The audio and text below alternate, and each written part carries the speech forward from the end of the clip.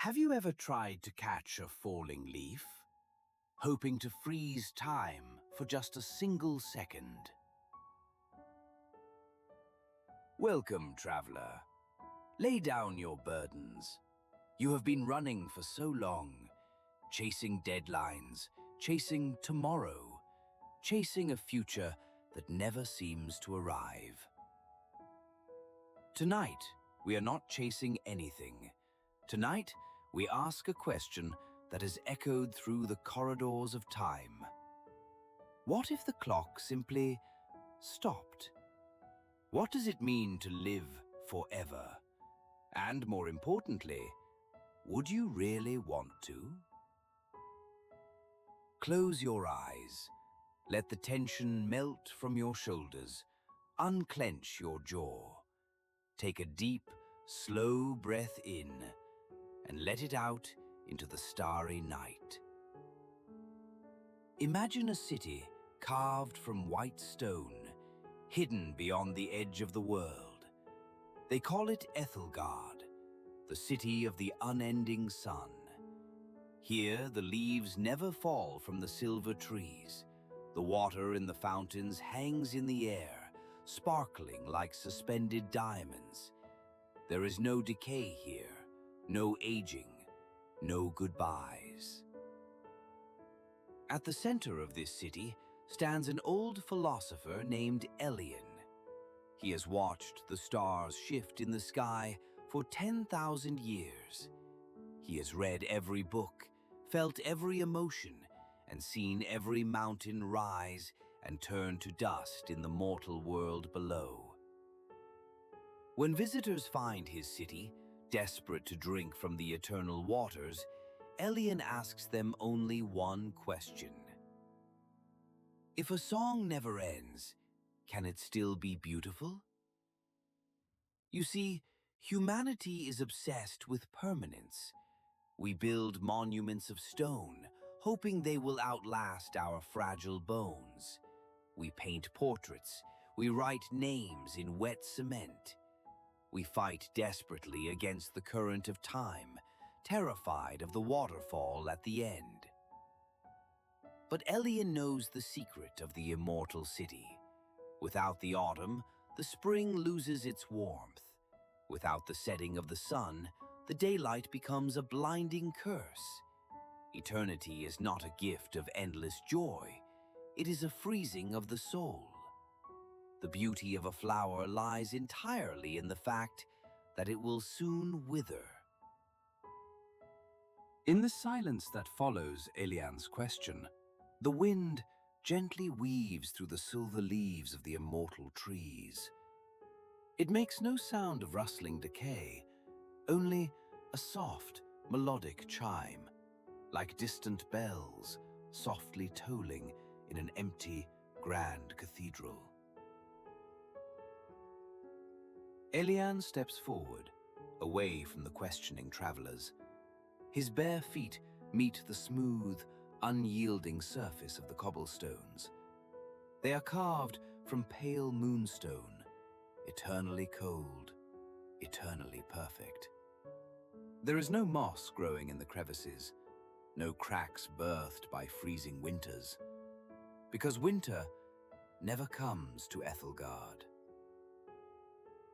Breathe in the cool, still air of this place. It smells faintly of ozone and stardust. It is a pure scent, but it lacks the rich, earthy fragrance of damp soil after a spring rain. It lacks the smoky, nostalgic perfume of autumn leaves burning in the twilight. It is the scent of a void, beautiful, but entirely empty. He walks slowly toward the edge of the city, where the great river of Aenon flows. But this river does not rush. It does not carve canyons from the rock, nor does it roar against the boulders. The water here is heavy, thick as liquid silver, moving so slowly that it barely seems to flow at all. Elian sits upon the marble bank. He reaches down, letting his fingers dip into the metallic current.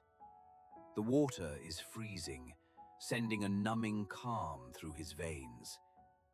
He watches the ripples expand, perfectly symmetrical, taking an eternity to fade.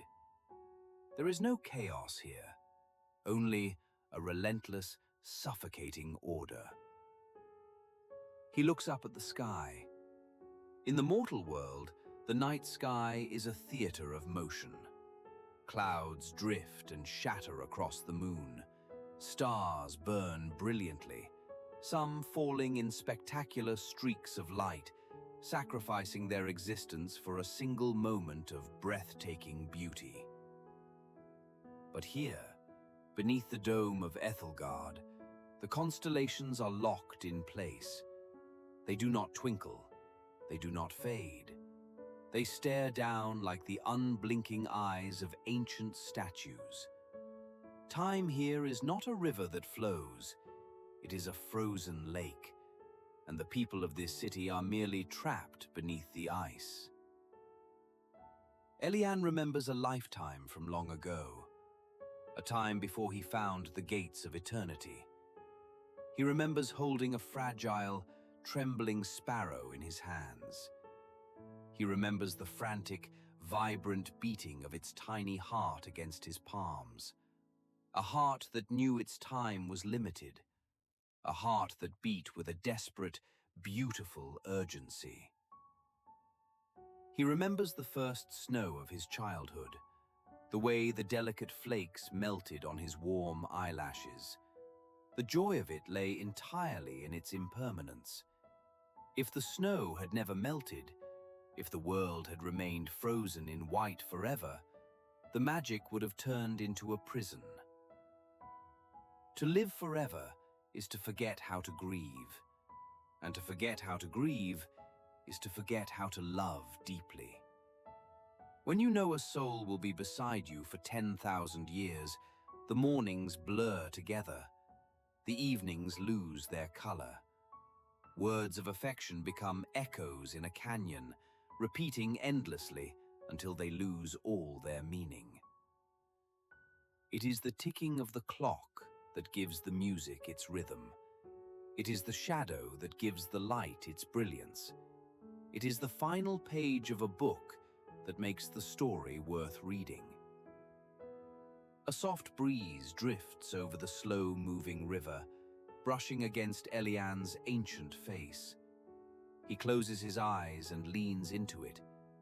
In the deepest, quietest corner of his mind, he dreams not of more time, but of less.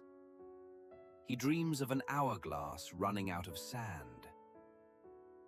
Imagine the peace of simply letting go, releasing the heavy armor of eternity, sinking back into the earth, becoming nourishment for the roots of a great oak tree, becoming the pollen on the wind, becoming a part of the beautiful, chaotic, endless cycle of waking and sleeping.